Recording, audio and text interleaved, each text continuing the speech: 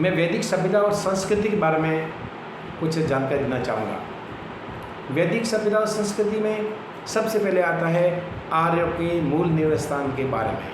आर्यों का मूल निवास स्थान कहाँ पर था, किसने मूल निवास स्थान के बारे में क्या कहा, मूल निवास स्थान कौन सा है या कौन सा था। तो पहला है मध्य एशिया। मध्य एशिया को मूल निवास स्थान के रूप में मैक्स मुलर ने कहा है कि आर्य मध्य एशिया के निवासी थे। दयानंद सरस्वती ने आर्य को तिब्बत का निवासी माना है। और हर्ज फैल इसने कहा कि आर्य रूसी तुर्किस्तान के थे। जेसी रोड इन्होंने आर्य को बैक्ट्रिया का माना है। ब्रेड स्टीन ने किर्गिज स्टेप्स मैदान वहाँ का माना है। और मेयर ने कहा है कि आर्य पामीर की पठार से आए। और पेंका एम हार्ट ने जर्मनी का माना। गिल्स ने हंगरी, नेहरी ने दक्षिण रूस का माना। मच ने पश्चिमी बाल्टिक समुद्र तक वहाँ का निवासी माना। राजबली पांडे ने कहा कि आर्य मध्य प्रदेश से आए। और एल डी काला ने कहा कि कश्मीर से आए। गंगानाथ झा ने कहा कि ब्रह्म ऋषि देश से आए। अविनाश चंद्र झा एवं संपूर्णानंद ने कहा कि आर्य सप्त सैंधव प्रदेश के निवासी थे। और डी एस त्रिवेदी ने कहा कि देविकानंद प्रदेश के हैं। और लोकमान्य तिलक सर्वाधिक मान्य ये है। लोकमान्य तिलक ने कहा कि आर्य आर्कटिक प्रदेश के निवासी थे। ऋग्वैदिक काल में प्रमुख देवता कौन कौन से थे। ऋग्वैदिक काल में प्रमुख देवता इंद्र और अग्नि को माना है। ऋग्वैदिक काल में विवाह के संस्कार, पानी ग्रहण और अग्नि परीक्षा दो होती थी। और ऋग्वैदिक काल की प्रमुख स्त्रियाँ घोषा और पला थी। ऋग्वैदिक काल में वस्त्रों को क्या कहते हैं। वस्त्र तीन प्रकार के थे, नीवी, वास और अधिवास। उत्तरी वस्त्र स्त्री व पुरुष दोनों धारण करते थे।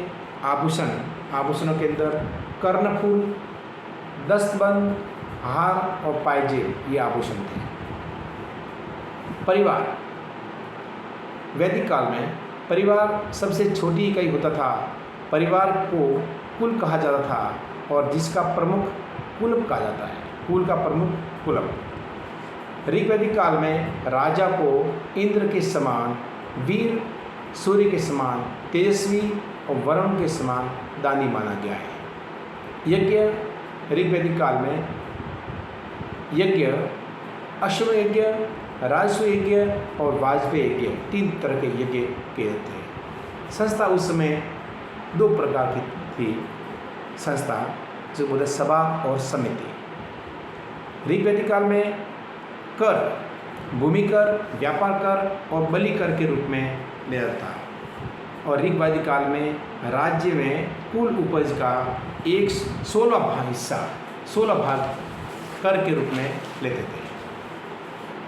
ऋग्वैदिक काल में प्रमुख सिक्के तीन तरह के थे, निष्क, कृष्णल और शतमान। ये ऋग्वैदिक काल में प्रमुख सिक्के थे। ऋग्वैदिक काल में कुल का प्रमुख इसे बोलते कुलप, ग्राम का प्रमुख ग्रामणी, विष का प्रमुख विषपति, जन का प्रमुख रक्षक और राष्ट्र का प्रमुख राजा कहा जाता। ऋग्वैदिक काल में प्रमुख देवता तीन तरह के देवता बताए गए हैं। पहला आकाशीय देवता, दूसरा अंतरिक्ष देवता, तीसरा पार्थिव देवता। आकाशीय देवता को स्वर्ग के देवता भी कहते हैं, अंतरिक्ष देवता को वायु के देवता कहते थे और पार्थिव देवता को पृथ्वी के देवता कहते हैं। तीन तरह के देवता उसमें माना गया था। आकाशीय देवताओं के अंदर द्यौस, वरुण, सूर्य, सावित्री, अदिति, उषा। अंतरिक्ष देवता के अंदर इंद्र, रुद्र, मरुत और वायु। और पार्थिव देवता के अंदर स्वयं पृथ्वी, अग्नि और सोम। इस प्रकार ऋग्वैदिक काल में प्रमुख देवता तीन प्रकार में बांटा गया था: आकाशीय देवता, अंतरिक्ष देवता और पार्थिव देवता। ऋग्वैदिक काल में नदियाँ सिंधु नदी, सरस्वती नदी, वितस्ता यानी झेलम नदी, असिकनी यानी चिनाब नदी, शतुद्री यानी शतलज नदी, विपाशा यानी व्यास नदी, परुष्णी यानी रावी नदी, इनको सप्त सैंधव नदी कहते हैं। ऋग्वैदिक काल में सप्त सैंधव नदियाँ कौन कौन सी थी? तो सिंधु नदी, सरस्वती नदी, वितस्ता नदी, अस्किनी नदी, शतुद्री नदी, विपाशा और परुष्णी, ये 7 नदियों को सप्त सैंधव नदी कहता है। सरस्वती और बृहस्पति नदियों के बीच के भाग को ब्रह्मवृत कहते थे। श्रुति क्या है? वेदों का सीधे ईश्वर से सुनना श्रुति कहा गया है। इसलिए प्रश्न आता है कि वेदों को श्रुति क्यों कहते हैं? तो वेदों का सीधे ईश्वर के मुख से सुनना या सुना जाना श्रुति कहलाता है। ऋषि, ऋग्वैदिक काल में ऋषि कौन कौन से थे? गृत्समद, विश्वामित्र, वामदेव, अत्रि, भारद्वाज, वशिष्ठ और विदुषी महिलाएं लोपामुद्रा, सची, पालोमी और कक्षावती, ये विदुषी महिला थी। संहिता किसे कहते हैं? संकलित सूक्तों को आर्यों ने भारत में आने के बाद असंकलित सूक्तों को आर्यों ने भारत में आने के बाद संकलित किया, इसी कारण वेदों को संहिता कहते हैं। असंकलित ग्रंथ है, उनको आर्यों ने भारत में आने के बाद में संकलित किया, उसे बोलते हैं संहिता। उत्तर वैदिक काल की प्रमुख स्त्रियाँ कौन कौन सी थी? ये भी प्रश्न आता है।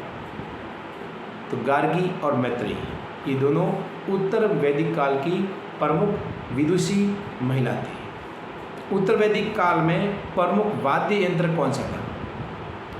ढोल और बांसुरी, ये उत्तर वैदिक काल के प्रमुख वाद्य यंत्र थे। उत्तर वैदिक काल में आय का कितना भाग टैक्स के रूप में, कर के रूप में ले जाता था? उत्तर वैदिक काल में कुल आय का 1/6 भाग टैक्स के रूप में लिया जाता था। रत्निन किसे कहते हैं? रत्निन क्या है? राजा के कार्य में सहायता करने वाले प्रशासनिक अधिकारी को रत्निन कहते हैं। वैदिक काल के अंदर रत्निन शब्द आया है। रत्निन क्या है? राजा के कार्य में सहायता करने वाले प्रशासनिक अधिकारी को रत्निन कहा जाता है। उत्तर वैदिक काल के प्रमुख देवता ब्रह्मा, विष्णु और महेश को माना गया है। उत्तर वैदिक काल में गाय का सर्वाधिक महत्व था। उत्तर वैदिक काल में कृषि 4 प्रकार की होती थी: जोताई, बुवाई, कटाई, ओसाई। जोताई, बुवाई, कटाई, ओसाई, इसकी जानकारी शतपथ ब्राह्मण ग्रंथ से हमें मिलती है। ब्राह्मण ग्रंथ कौन कौन से हैं? ऋषियों द्वारा वेदों की गद्य में सरल व्याख्या की, जिसे ब्राह्मण ग्रंथ कहते हैं। ऋषियों ने वेदों की सरल रूप से व्याख्या की, जिसे ब्राह्मण ग्रंथ कहा जाता है। यजुस क्या है? यजुर्वेद को गद्य एवं पद्य दोनों में लिखवाया गया, जिसे यजुस कहते हैं। यजुर्वेद को गद्य और पद्य दोनों में लिखाया गया, जिसे यजुस कहते हैं। आर्यों द्वारा वेदों को अपौरुषेय कहा गया है। ऋचाओं का संकलन सर्वप्रथम ऋग्वेद में किया गया। सामवेद की 3 शाखा है: किथु, राणायनीय, जैमिनीय। सामदेव का प्रमुख देवता सूर्य। वैदिक कर्मकांडों की दृष्टि से वेदों में सर्वाधिक महत्वपूर्ण स्थान अथर्ववेद को दिया गया है। आयुर्वेद के रचनाकार अश्विनी कुमार, धन्वंतरी, बाणभट्ट, सुश्रुत, माधव। धनुर्वेद के रचनाकार जमदग्नि, परशुराम, विश्वामित्र, द्रोणाचार्य और कृपाचार्य। गंधर्व वेद के रचनाकार शंकर, तुम्बरु, नारद, विश्वासु और भरत। वैदिक काल में राज्याभिषेक के समय 17 प्रकार के जल का प्रयोग किया जाता था। वैदिक काल में जब राज्याभिषेक होता था उस समय 17 प्रकार के जल को लाकर अभिषेक करते थे। वैदिक काल में गले में पहनने वाले आभूषण को निष्क कहते थे, कान में पहनने वाले आभूषण को कर्णशोभन कहते थे और सिर पर धारण करने वाले आभूषण को कुंभ कहा जाता। यानी आभूषण 3 प्रकार वैदिक काल के अंदर। पहला निष्क जिसे गले में धारण करते थे, दूसरा कर्णशोभन जो कान में धारण करते थे, तीसरा कुंभ जिसे सिर पर धारण करते थे। उत्तर वैदिक काल में महिषी को पटरानी कहते थे। प्रश्न आ सकता है कि उत्तर वैदिक काल में पटरानी को क्या कहते हैं? महिषी कहते हैं। या उत्तर वैदिक काल में महिषी को क्या कहता? तो पटरानी कहता। एक शब्द आता है क्षीरोदन। चावल को दूध में पकाना क्षीरोदन कहलाता था। तिल को दूध में पकाना तिलोदन कहा था। शततंतु एक प्रकार का वाद्य यंत्र होता था जिसमें 100 तार होते थे, जिसे बोलते थे शततंतु। वैदिक काल में अभिनय करने वाले को शैलुष कहते थे। आर्य शब्द का सर्वप्रथम उल्लेख वेदों में मिलता है। ऋग्वैदिक आर्यों ने सर्वप्रथम चावल का प्रयोग किया। ऋग्वैदिक काल की सैनिक इकाइयाँ शर्द, वात और गण होती थी। सैनिक इकाई शर्द, वात और गण। ऋग्वैदिक काल में 10 राज युद्ध का वर्णन मिलता है। 10 राज युद्ध रावी नदी के तट पर हुआ था। कुछ ऐसे शब्द हैं ऋग्वैदिक काल में और इसका अर्थ क्या है, जैसे अयस। अयस किसको कहते हैं? एक प्रकार की धातु होती थी, अयस। द्रापी, द्रापी एक प्रकार का वाद्य यंत्र होता था। हल, हल को बोलते थे सिर। तक्षण जिसे बोलते बढ़ई। सिकता जिसे बोलते विदुषी कन्या। अदिति बंधनों से मुक्ति देने वाला देवता, उसको बोलते अदिति। वैदिक काल में राज्याभिषेक के समय पलाश वृक्ष की डाल दी जाती है। अब प्रश्न आता है कि वैदिक काल के अंदर किसान को क्या कहते हैं? चष सनी। कृत्रिम कुआ को बोलते थे अनथ। पूरब बोलते थे, दुर्ग रक्षक को बोलते थे पूरब। वैदिक काल में दुर्ग रक्षक को क्या कहा जाता? पूरब। स्पष्ट को बोलते थे गुप्तचर। वैदिक काल में गुप्तचर को क्या कहा जाता? स्पष्ट। प्रांत एक सैनिक होती थी। अनस बैलगाड़ी के थे। सील कृषि यंत्र होता। केयूर एक आभूषण होता। जौ को यव बोलते थे। वैद्य को विशेष बोलते थे। शर्द को सैनिक इकाई बोलते थे। दूत को संदेश वाहक बोलते थे। उष्णीय, उष्णीय को बोलते पगड़ी। ब्रीही खाद्य सामग्री ब्रीही बोलते थे। निषाद, निषाद को बोलते अनार्य। पालागली राजा की पत्नी को पालागली कहते थे। शततंतु एक प्रकार वाद्य यंत्र था। समिधा, समिधा को बोलते थे लकड़ी। विदत, विदत एक कबीलाई परिषद थी। और ऋग्वेद का निंदनीय मनोरंजन साधन कौन सा था? प्रश्न आता है। जिसे समाज में मान्यता नहीं थी वो था जुआ खेलना। एक मनोरंजन साधन था लेकिन इसको निंदनीय माना गया है। ऋग्वैदिक काल में आजीवन अविवाहित रहने वाली कन्याओं को क्या कहा जाता? बोले अमाजू। अमाजू यानी आजीवन अविवाहित रहने वाली कन्या। ऋग्वैदिक काल में आजीवन अविवाहित रहने वाली कन्या को अमाजू कहते थे। ऋग्वैदिक काल में कर इकट्ठा करने वाले अधिकारी को भागदूत कहते थे। प्रश्न आ सकता है कि ऋग्वेद काल में कर इकट्ठा करने वाले अधिकारी को क्या कहते? उत्तर है भागदूत। ऋग्वैदिक काल में यज्ञ के अवसर पर मंत्रोच्चारण करने वाले को क्या कहते थे? अर्धवीव। ऋग्वेद काल में यज्ञ के अवसर पर मंत्रोच्चारण करने वाले को क्या कहते? अर्धवीव। ऋग्वैदिक काल में यज्ञ के अवसर पर सामवेद का गान करने वाले को क्या कहता है? कुछ बोलते हैं उद्गाता। सामवेद का गान करने वाले को उद्गाता कहते हैं। ऋग्वेद काल में देशी व विदेशी व्यापार करने वाले को क्या कहते हैं? व्यापार करने वाले क्या बोलते हैं? पनी। देशी और विदेशी व्यापार करने वाले को पनी कहते हैं। ऋग्वैदिक काल में लकड़ी के कार्य करने वाले को क्या कहते हैं? तक्षण। जो लकड़ी का काम करता था उसे तक्षण कहते हैं, और जो कताई और बुनाई करने वाले उसको बोलते थे सीरी। वैदिक काल में कताई और बुनाई करने वाली स्त्रियों को सीरी कहा था। वैदिक काल में मिट्टी के बर्तन बनाने वाले को कुलाल कहा था। कुलाल क्या है? कुलाल है मिट्टी के बर्तन बनाने वाले, उनको बोलते थे कुलाल। एक प्रश्न आता है कि वैदिक काल में व्यापार संघ के अध्यक्ष को क्या कहा जाता है? इंपॉर्टेंट प्रश्न है, ये कभी रिपीट होता है।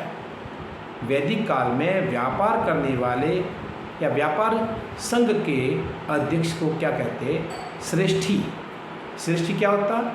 व्यापार संघ के अध्यक्ष को श्रेष्ठी कहते हैं। और ऋग्वेद काल में अगन्या शब्द किनके लिए प्रयुक्त हुआ है? अगन्या गाय के लिए प्रयुक्त है वैदिक काल के अंदर। अब मैं बताता हूँ कि वैदिक काल में प्रमुख स्मरणीय बिंदु याद रखने योग्य कौन कौन से बिंदु है? कि वेद कितने हैं? तो वेद 4 हैं। ऋग्वेद, यजुर्वेद, सामवेद और अथर्ववेद। चारों वेदों के उपवेद भी हैं। शॉर्ट फॉर्मूला आधगसी। इसको जमा लीजिए, ऋग्वेद, यजुर्वेद, सामवेद, अथर्ववेद। आगे लिख दीजिए आधगसी। आ मतलब आयुर्वेद, द मतलब धनुर्वेद, ग मतलब गंधर्ववेद, शी मतलब शिल्पवेद। यानी ऋग्वेद का उपवेद है आयुर्वेद, और आयुर्वेद चिकित्सा संबंधी ग्रंथ है। यजुर्वेद का उपवेद है धनुर्वेद। धनुर्वेद यानी शस्त्र विद्या संबंधी ये ग्रंथ है। सामवेद का उपवेद है गंधर्ववेद, और ये संगीत नृत्य संबंधी ग्रंथ है। और अथर्ववेद का ग्रंथ उपवेद है शिल्पवेद, जिसमें वास्तु कला संबंधी जानकारी है। तो वेद कितने हैं? 4। प्रत्येक वेद का एक एक उपवेद है। ऋग्वेद का आयुर्वेद, यजुर्वेद का धनुर्वेद, सामवेद का गंधर्ववेद और अथर्ववेद का शिल्पवेद। अब प्रश्न आता है कि वेदांत संधि विचित करते हैं वेद प्लस अंग। वेदों का अंक कितने हैं? 6 अंक होता है। शिक्षा, कल्प, व्याकरण, निरुक्त, छंद और ज्योतिष। शिक्षा, कल्प, व्याकरण, निरुक्त, छंद और ज्योतिष। वेदांत 6 हैं। ब्राह्मण ग्रंथ कौन कौन से हैं? ऋषियों द्वारा वेदों की गद्य में की गई सरल व्याख्या को ब्राह्मण ग्रंथ कहते हैं। ब्राह्मण ग्रंथ क्या है? ऋषियों द्वारा वेदों की सरल की गई व्याख्या को ब्राह्मण ग्रंथ कहते हैं। ऋग्वेद का ब्राह्मण ग्रंथ है ऐत्रेय, कौशिक की ब्राह्मण ग्रंथ।